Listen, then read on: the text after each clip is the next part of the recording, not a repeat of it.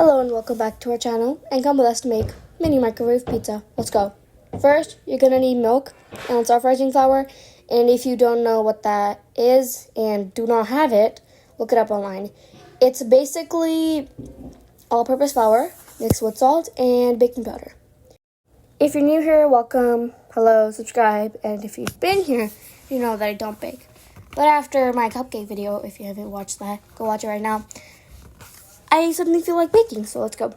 Then, after making the self-raising flour, you're going to add your milk, and then you're going to knead it until it looks like a proper dough.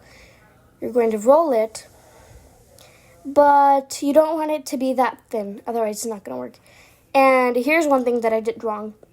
After rolling it, you're supposed to take a fork, make holes, and put sauce on it. I didn't think of that, and I just put it in there.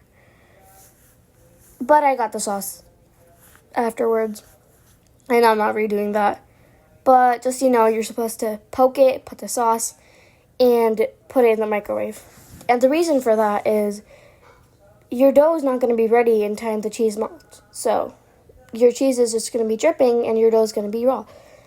Anyway, you add your tomato sauce, and you put your mozzarella on it. Just so you know, this is not my recipe.